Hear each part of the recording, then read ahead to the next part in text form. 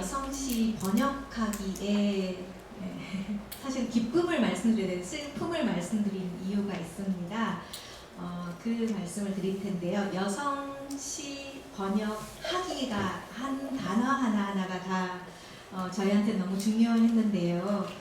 요걸 읽어보면 둘 다 에밀리 디킨슨 19세기 우리 박서영 선생님께서 이어서 하시겠지만 제가 에밀리 디킨슨 시를 읽을 때마다 사실은 셰익스피어보다 더 만큼 보다는 조금 비교지만 어떻게 이렇게 깊은 시 세계를 한 사람이 이룰 수 있을까 하는 생각을 하고 있는데요.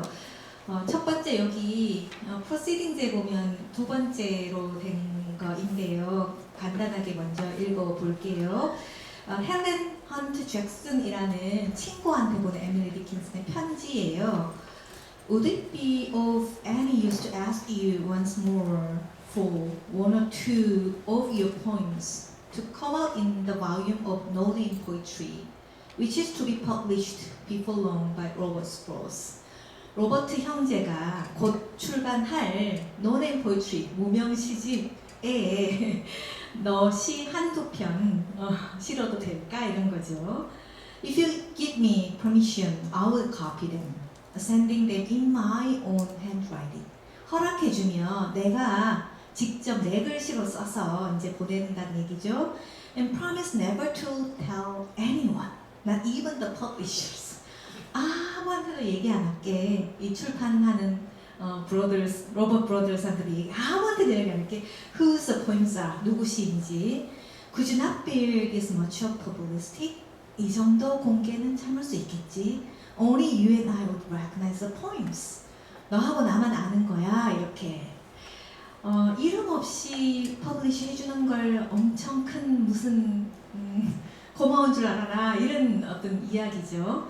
그 다음에 그 위에는 에밀리 디킨슨이 히긴슨한테 보낸 이제 박상 선생님이 더 자세하게 말씀해 주실 텐데 요거는 조금 있다가 에드런 위치하고도 만나는 시점인데요. If I read a book and it makes my whole body so cold, no fire can warm me, I know that is poetry. 책 읽을 때 온몸이 너무 서늘해져가지고 어떤 불도 데필 수 없게 되면 내가 이게 시구나. If I feel physically as if the top of my head was taken off, 머리 뚜껑이 열린 것 같은 느낌이 들 때 I know that is poetry. These are the only way I know it. Is there any other way? 시가 뭔가라고 할 때 디킨스는 시를 쓰면서도 이게 시라는 자의식이 별로 없었고요. 이게 내가 쓰는 게 시인가 아닌가 뭐 편지하고 시의 구분도 별로 없었거든요. 두 편지를 가지고 이야기를 시작해 보려 하는데요. 이번 심포지엄은 문학 번역 중에서도 비교적 소외된 여성 시인의 시를 번역하는 일의 의미를 묻기 위해서 기획되었습니다. 그 기획에는 숨은 의도가 있었으니 여성 시라는 불호남이 갖는 어떤 힘에 기대어 이를 되살려보자는 것입니다. 우리 오늘 나희덕 선생님도 오셨고 발표해 주신 진은영 선생님도 시인이신데 이 이제 불호남을 어떻게 해석하느냐의 문제는 좀 다른 문제죠. 여성과 시는 이중의 소외입니다. 남성 대 여성, 소설 대 시에서 여성과 시는 늘 지공합니다. 여성의 시는 이름이 없습니다. 이름이 없어야 합니다. 에밀리 디킨슨의 편지 그래서 보듯이 말입니다. 그런데 9번째 요용 심포지엄을 기획하면서 최근 들어 더욱 심각해진 한국의 출판계 불황 속에서 유일하게 읽히는 작품이 여성시라는 누군가의 말이 생각났습니다. 출판하시는 분한테 제가 들은 얘기예요.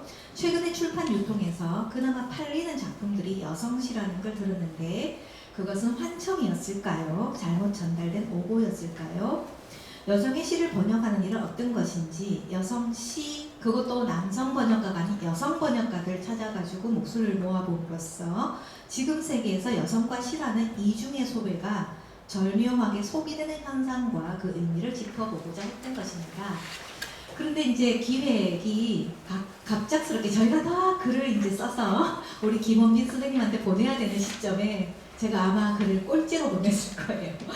어떤 기적 같은 사건으로 인해서 이 글을 쓰는 일을 유난히 어렵게 했습니다. 한강 작가의 노벨문학상 수상인데요. 그 깜짝 선물 덕분에 저도 머리가 며칠 뚜껑이 열리는 듯이 짜릿해가지고 뇌가 터지려나 그 생각을 했었는데요. 큰 기쁨과도 같은 이 사건은 문학 번역과 출판 시장, 독자와 문학의 영토에 대해서 여러 질문을 남겼습니다. 121번째예요. 노벨문학상 수상자 중에 한강은 여성 작가로서는 18번째 작가고요. 여성 시인은 더 적습니다. 단 4명이에요. 20세기, 21세기를 지나면서 우리가 접하는 이 엄연한 현실을 번역 현장에서는 어떻게 받아들여야 할까요? 시라는 좁은 자리에 서 있는 더 좁은 여성 시의 자리, 그래서 더더욱 어려운 번역 현실.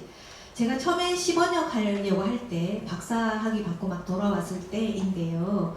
어떤 선생님께서 시가 번역이 되나? 번역하지 말고 연구 논문 써라. 너는 학교에 있어야 되는 사람이니까 60 넘어서 해라 이런 말씀 하셨어요.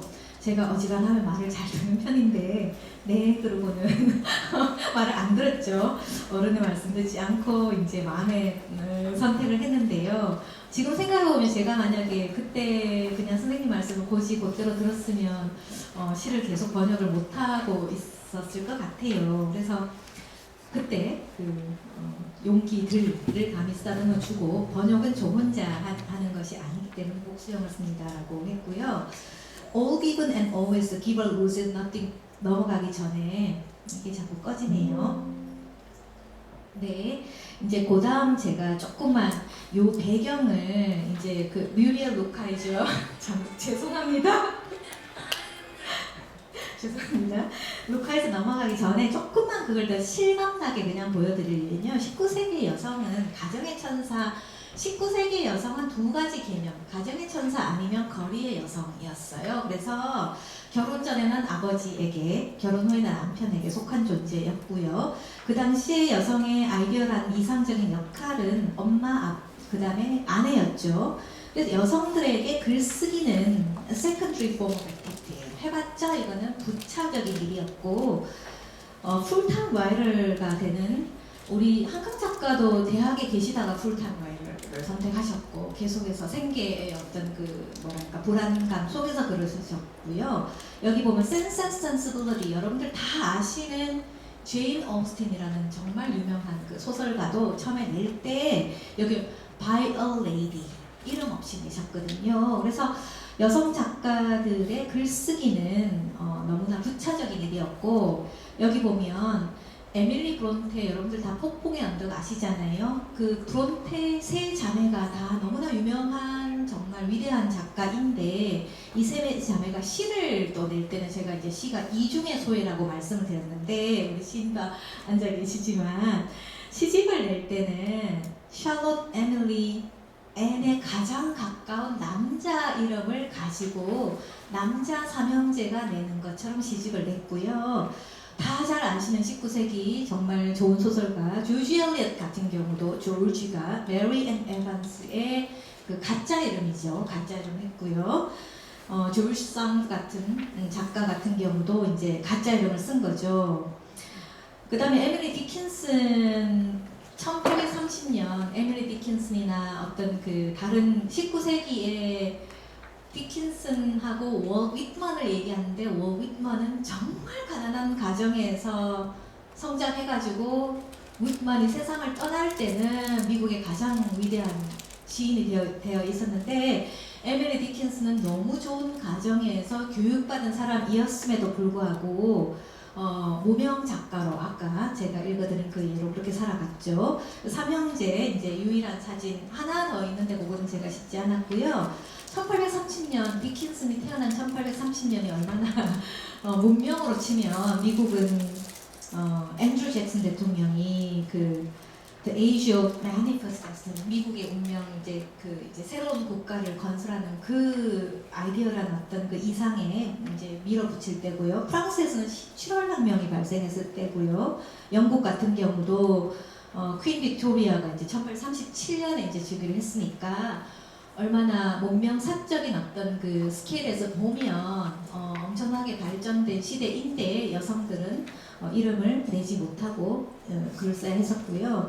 요거는 제가 그 잊을 수 없는 2000년에 처음에 미국 유학을 갔었는데 여름에 도착해가지고 갔는데 선집에서만 보던 에이드럴 위치가 온다는 거예요. 에이드럴 위치가 처음에 9월 달에 오려고 하다가 비행기가 어떤 날씨 이유로 10월 달에 왔는데 에이런 리치가 와가지고 Here I am finally 이렇게 할 때 제 우리 이주혜생님 번역하신 우리 죽은 자들이 깨어날 때 관절염으로 정말 울퉁불퉁한 손은 제가 기억이 나요. 그래서 포이트리 리딩을 이제 제가 공부한 버퍼로 포이틱스에서 매주 유명한 시인들을 초대해서 이제 포이트리 리딩을 했고 요걸 이제 유펜에서 이제 소리로 다 들을 수 있거든요. 근데 그때 저희 남편은 데리고 갔더니 꼬박꼬박 졸아가지고 다시는 이 사람을 포이트리 리딩에 못 데리고 가겠다 뭐 이런 기억도 나고 그래서 에이런 리치를 책으로만 보다가 실제로 이제 만난 그 충격이 상당히 저한테는 컸었는데요.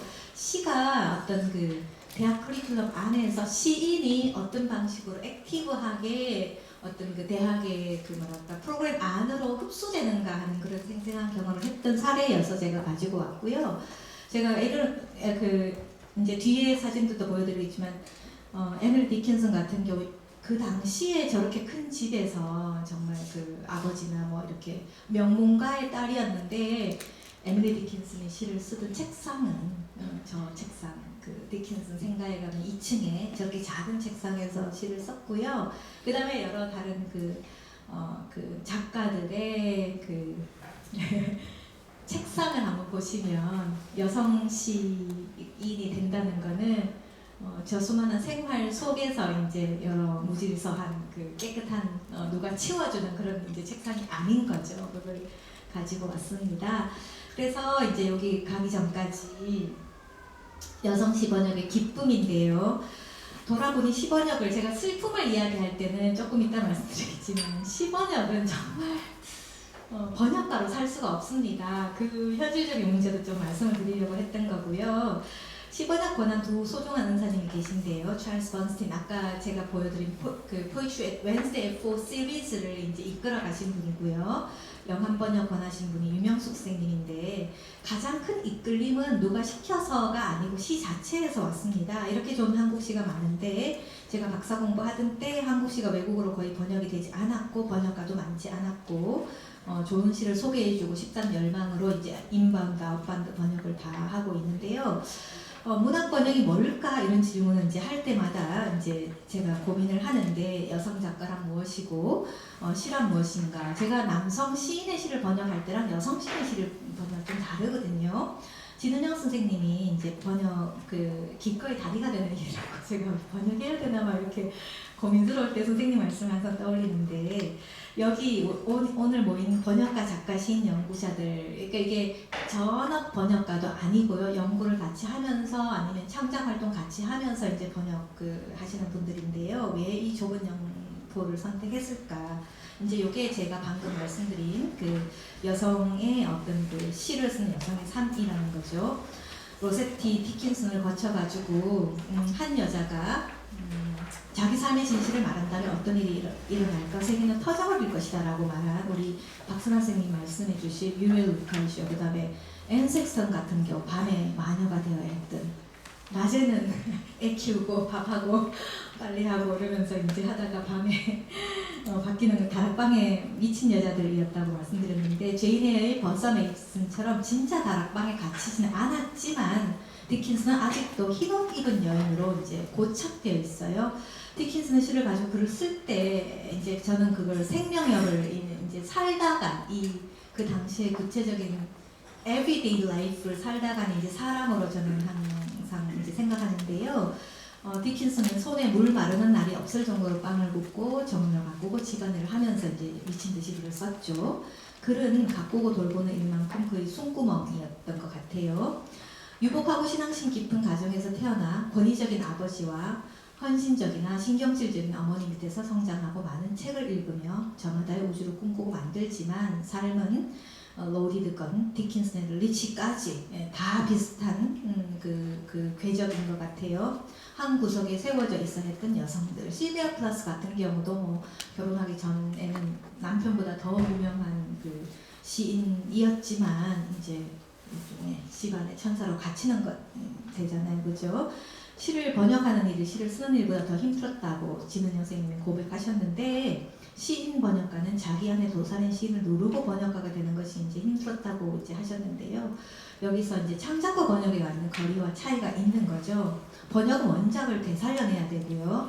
원작의 호흡과 결을 이야기할 때 한국어와 영어는 정말 거리가 먼 언어잖아요. 어순도 다르고 느낌도 다르고 불어에서 영어 이 차이하고는 다르잖아요. 신이 시를 쓸 때 허락된다고 우리가 짐작하는 어떤 에너지의 강렬한 분출을 번역가는 겪어야 하는 것일까요? 똑같이 이런 질문을 해보면 짐 보스바이어라고 이제 그 유명한 번역 비평가가 있는데요. 문학적 텍스트를 쓰고 읽는 것과 관련된 창조성이 번역이 될 때 더 높아진다고 보고 있습니다. 문학 번역은 번역자의 목소리를 보태어서 텍스트의 목소리를 늘리는 일이라고 보는데요. 시번역에서는 결정적인 번역이 없다고들 하는데, 보스바이어 이야기하기에 시번역이 특별히 어렵다거나 번역된 것이 원문보다 쉽게 낡아버려서가 아니라 의미나 문체에 효과를 옮기는 것이 늘 불완전하기 때문이라고 봅니다. 그렇다면 시번역은 완결된 어떤 마침표가 아니라 해석의 가능성이 열려있는 다변적이고 다원적으로 움직이는 변화의 장인 것이지요. 이 점을 염두에 두면 시번역가들을 그토록 괴롭히는 정확성과 창조성이 서로 다른 개념이 아니라, 우리가 번역을 평가할 때 이제 창조성하고 이렇게 정확성, 충실성이 이렇게 서로 다른 개념이라고 생각하는데, 그게 다른 개념이 아니라 하나의 집안 위에서 서로 함께 움직이며 연동하는 읽기 과정 안에 놓여 있다는 것을 알게 되고요. 그러면 번역가를 괴롭히는 그 지독한 원본 대비 불완전성에 대한 불안이 조금 다르게 생각될 수 있을 것 같아요. 시의 번역은 세 개와 불안 언어를 다시 쓰는 일입니다. 어떤 시인도 세 개의 결하고 같이 가지는 않는 것 같아요. 저는 시인들이 갖는 가장 큰 힘은 이 세상의 결을 거스르는 어떤 운동 같거든요. 이 세계에 시의 이름을 빌린 글이 많고도 많지만 어떤 좋은 시도 사유를 새롭게 깨치지 않는 시는 없습니다. 독자들의 눈을 뜨게 하는 시, 새롭게 열어보는 시, 순응하지 않은 힘을 길러주는 시, 시로 들어가는 문은 좁지만 동시에 짧은 형식으로 인해서 가장 빠르게 둔탁한 마음에 스며드는 것이 시의 언어입니다. 이걸 저는 이제 일반 시민들을 대상으로 하는 렉처를 해보면 그걸 좀 제일 많이 실감나게 느끼는데요. 에밀리 디킨슨에서 뮤렐 루카이즈를 거쳐서 실비아 플라스, 앤 섹스턴, 에이런 위치, 그리고 루이스 그레이, 앤 칼슨, 어멘다 고문에 이르기까지 현대 독자들이 찾아 읽는 여성 시인들은 저마다 자기 시대 자신의 세계와 충돌하고 불화했던 이들입니다. 폭력으로 점철된 세상에서 용감히 글로 시로 또 매일의 일상의 행위로 자신에게 주어진 시간을 누구보다 충실하게 살아낸 이들의 언어를 우리말로 읽을 수 있다는 것은 그래서 도전이자 기쁨입니다.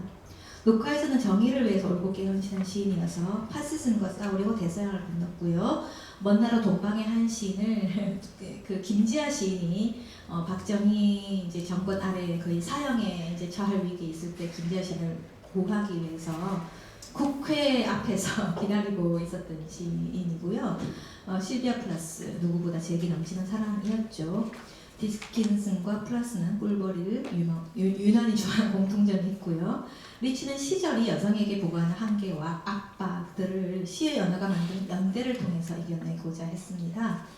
상실이라는 아득한 10년을 시를 통해 응시한 글릭은 또 얼마나 다정한 사람이었던가요?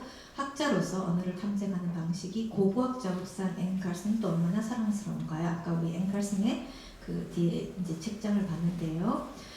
저는 이제 여기 에이런 위치가 이야기한 요 정의가 Poetry can break open locked chambers of possibility, 가능성이란 닫힌 문을 열어젖히는 게 시이고요.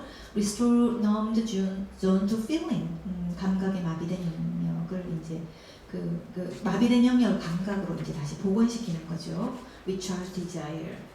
에이런 위치를 지나가지고 가령 루이스 글릭 같은 경우는 20세기에 서정시가 홀대받던 미국 시단에서 이제 꿋꿋하게 서정시를 쓴 시인인데요. 시 중에 I don't need your praise, 제목이 위치그레스, 마녀의 풀이라는 어떤 잡초에 대해서 이야기하면서 I don't need your place to survive. I was here first, before you were here, before you ever planted a garden. 그러니까 아드너나 어떤 신에게 나는 내가 서바이브하는데 당신 칭찬 필요 없어요 라고 아주 대담하게 내가 먼저 왔죠. 가드너가 꽃을 심기 전에 잡초가 먼저 있었죠. 저는 이게 읽을 때마다 통렬해서 제가 학생들한테도 선생님의 권위에 기대지 말고 먼저 이런 배짱을 가지고 살아가는 얘기를 하는데요. And I'll be here when only the sun and moon are left in the sea and wide field. I will constitute the field. 내가 이들 바다인재를 만들겠다라는 요 어떤 그 다짐이 어떤 의미에서는 세컨드리 잡으로 이야기하는 번역에서도 통하는 게 아닌가. 번역된 언어가 가령 뭐 영어를 알지 못하는 그 독자들한테 번역된 언어가 도달하는 것처럼요. 이런 어떤 기상을 생각하는데 저는 여성시 번역하기의 슬픔과 기쁨을 앞에 두고 에드나 빈센트 밀레이 시를 번역한 최승자 시인을 생각합니다. To what purpose, April, do you return again? 이라고 퉁명스레 이야기하는 시인. 보통 봄의 아름다운, 봄의 화려함을 이야기할 때 이 삶이 품은 어떤 절벽과 낭떠러지를 이미 알아버린 시인이 최승자 시인. 에드나 빈센트 밀레이 거쳐서 최승자 시인이죠. 시인 최승자의 밀레이는 시인에게 어떤 영향을 미쳤을까요? 여성 시는 다락방에 미친 여자가 부른 노래가 아니고 가령 요거는 실비아 플라스를 거친 어떤 진은영 선생님 목소리 이렇게 또 연결되는 거죠. 여성 시는 이 세상의 하루하루를 누구보다 충실하게 살아가는 이들이 지나는 시간 속에서 새긴 삶의 흔적이고 그걸 번역하는 일은 지금 여기의 삶의 의미를 다시 찾는 일이라고 생각합니다.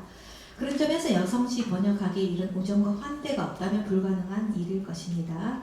디킨슨과 박서영의 우정, 루카이저와 박선아의 우정, 시대와 공간을 이제 건너뛰어서요. 실비아 플라스와 진은영의 우정, 리치와 이주의 우정, 앤 칼슨과 윤경의 우정. 모든 시번역은 번역이 불가능하다는 편견을 넘어서 우정과 환대의 연대를 만들고야 말겠다는 의지로 옵니다. 어떤 번역이 좋은 번역이지? 리듬을 가지고 온다는 것은 어떤 것이지? 번역된 시가 도착과 문화 연어를 새롭게 한 측면이 있다면 그건 어떻게 가능한 것이지? 이런 질문을 계속하면서 우리는 매일 시를 읽고 시를 번역합니다. 번역가의 손과 두뇌는 고단한 육체 노동과 치열한 정신 노동을 함께하는 현장입니다. 그래서 계속 움직입니다. 시를 번역하는 슬픔과 기쁨은 소외된 언어 형식으로 불가능한 연대를 상상하면서 서로를 발견하고 다가가려고 애쓰는 일이기 때문입니다. 게으르고 낡은 사유를 깨고 매일 새로워지라고 우리의 의식을 탕탕 두드리는 시. 어떤 분들은 시가 위로해주는 언어라고 해서 좋아하시는데 저는 이 새로움의 어떤 언어를 가장 큰 힘으로 생각하고 있거든요. 글릭이 모든 희망이 사라졌다. 우리가 희망을 다시 찾고 싶다면 우리는 희망이 사라진 곳으로 되돌아간다라고 할 때 글릭의 사유를 빌어서 해석하면 우리가 이 세계에서 길을 잃었다면 길을 찾아야 할 곳도 또한 이 세계일 것입니다. 어느 다른 것은 없습니다. 문학은 시는 이 세상의 비극을 막을 수는 없습니다. 제가 항상 학생들하고 시는 다리도 못 만들고 쌀도 못 만들고 그런데 사실은 어떤 그 모든 걸 가능하게 하는 가장 큰 에너지를 준다는 얘기를 하거든요. 고통을 상실을 없앨 수도 없고 필면의 슬픔을 피할 수도 없습니다. 그러나 적어도 캄캄한 길을 더듬더듬 어떻게 나아가야 할지 알려주고 그때 거기와 지금 여기가 다르지 않다는 것을 일러줍니다.